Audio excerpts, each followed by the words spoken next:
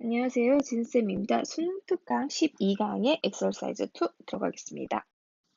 자, 첫 번째 문장인데요. The word scientist, 과학자라는 용어인데요. 가로치면, 자, 오늘날에 쓰이는, 오늘날의 의미에서의 scientist라는 용어래. 즉, 우리가 오늘날 과학자 이렇게 쓰는 그 용어는요. did not become a part of language래요. 자, language의 part가 되지 않았대. 언제까지? modern era니까, 시대니까 그러한 현대 시대까지도 얘네가 되지 않았대. 여기서 여러분들 해석을 not A until B라고 하시면요. B 하고 나서야 A 하다라고 해석하시면 되거든요. 즉, 무슨 말이야? 이런 과학자라는 용어는요. 현대에 와서야 하나의 용어로 자리 잡혔다는 거죠. 자, 바꿔 말하면 현대, 즉 우리 역사상 최근까지도 과학자라는 말은 존재하지도 않았고 사람들의 개념에도 없었다라는 거죠. 자, 그럼 과거에는 과학자가 아닌 어떤 말이 있었을까요? 라는 걸 봐야겠죠.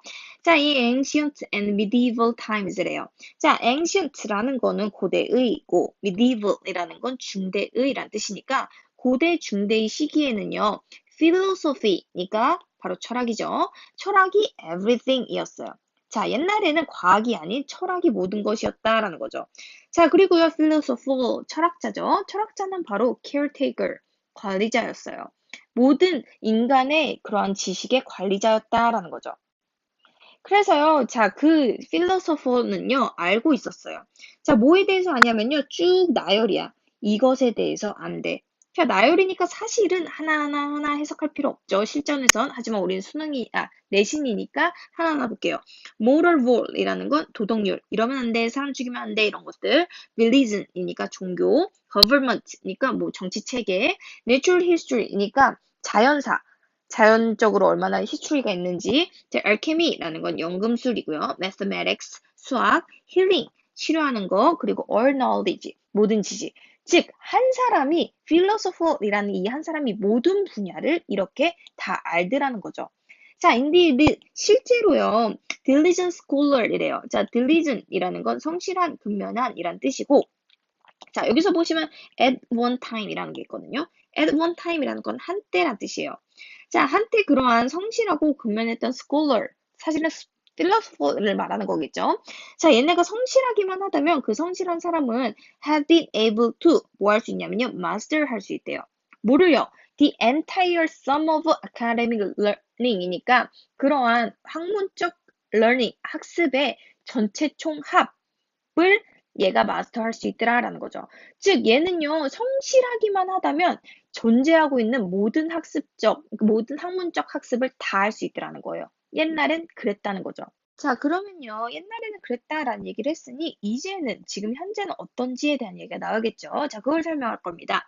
This is in striking contrast with인데요. 자, 보시면 in contrast with라는 건요. 뭐뭐와 대조를 이루는 이란 뜻이에요. in contrast with. 근데 그 사이에 striking이라는 표현이 있네요. striking, 현저한, 눈에 띄는 이란 뜻이에요. 자, 눈에 띄는 대조를 이룬대. 뭐랑?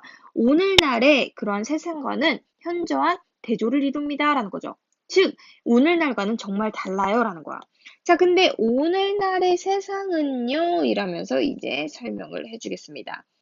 자, in which니까 그냥 in the world of today라고 해석하시면 되겠죠. 자, 오늘날의 세상에서요. 자, 사람은요, may devote a lifetime to 블라블라예요. 자, 보시면은 여기에 devote A to가 나오죠. devote A to B, A를 B에 바치다라는 뜻이에요. 자, 그러면은 여기서 해석을 해보시면 뭐에 바쳤냐면요. a lifetime이니까 전생에 자신의 삶 전체를 어디다가 a single type이니까 한 가지 분야에다가 투자하더라는 거야.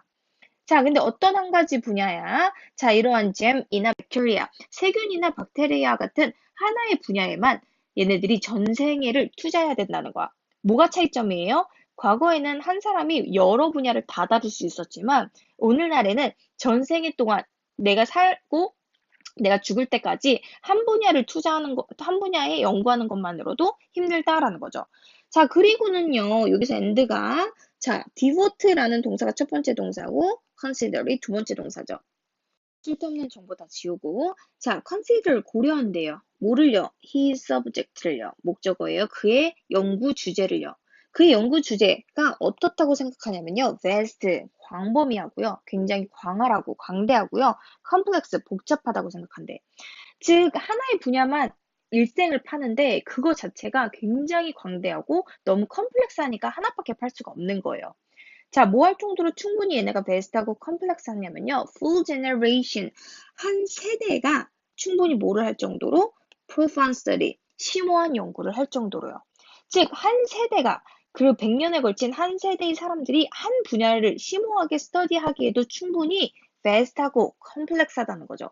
그렇기 때문에 이 사람들은 한 분야만 팔 수밖에 없다라는 거예요.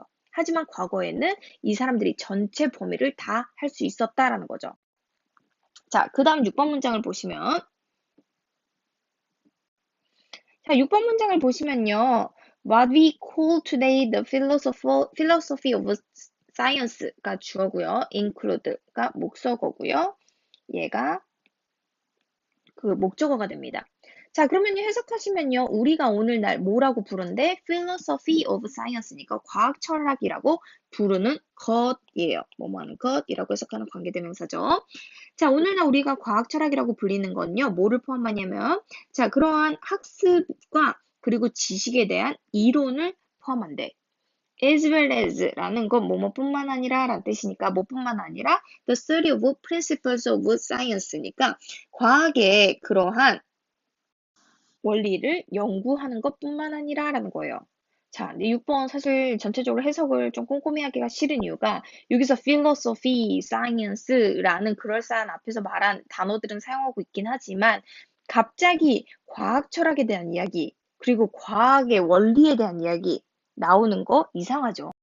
왜냐면 지금은 계속 포커스가 어디예요? 사이언스, 필로소피도 중요하긴 하지만 과거와 현재를 비교하고 있는 거예요. 과거는 이랬고 현재는 이래. 현재는 한 분야만 파야 돼라는 얘기를 하고 있는 건데 갑자기 과학 철학이 나와서 과학 철학은 막 이런 것들을 포함해 과학 철학이 많지 되게 광범위한 것처럼 이야기하는 건 말이 안 돼요. 그래서 사실은 여기서 이 정답은 이거가 되는 겁니다. 6번 문장이 여러분들이 빠져야 되는 정보가 되는 거예요. 근데 의심되는 문장이 있다면 이 뒤가 연결되는지를 보라고 했죠.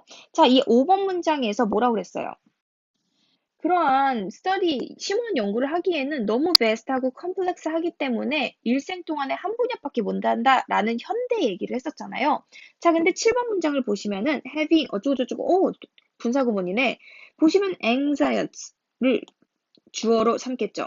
자, 그러면 고대 사람들이에요. 고대 사람들이 뭐를 갖고 있대? few details래. 자, few는요 거의 없는 거죠. 디테일이 거의 없대. 자, 어떤 디테일이요? 이런 디테일이 거의 없대요. bother이라는 건 신경 쓰는 건데요.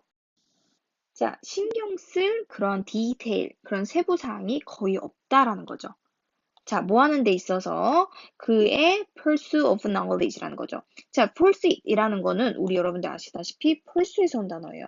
pursue, 추구하다라는 동사였죠. 자, pursuit이라는 건 추구란 뜻이거든요. 자, 그래서 지식을 추구하는 데 있어서 신경 쓸 그러한 디테일이 없다는 거야. 그러니까 옛날에는 그랬어서 고대인들은요, could think, 생각하면 됐었어요. 자, 어떻게 생각하면 됐었어요? broad, 넓은 encompassing이니까 포괄적인 term, 그러한 측면에서 생각하면 됐었다는 거죠. 자, 그러니까 얘네들은 디테일하게 신경 쓸 필요가 없으니까 얘네들은 넓고 포괄적으로 사고하면 됐었다는 거죠. 자, 7번 문장이 바로 뭘 설명해 주고 싶은 거예요? 왜 고대에는 한 필로소퍼가 모든 걸 통할할 수 있었냐는 거예요. 얘네는 디테일이 없었다는 거죠.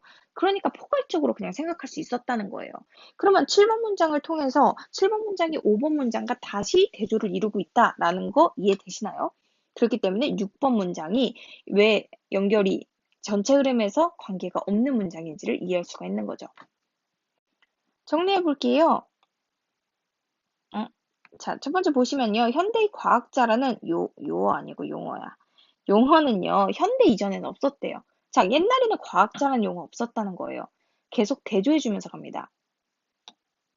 자, 고대와 중세에서는요, 철학이 가장 중요했어요. 그래서 철학이 모든 분야에 대해서 다 알아요. 모든 분야를 다 알 수 있어요.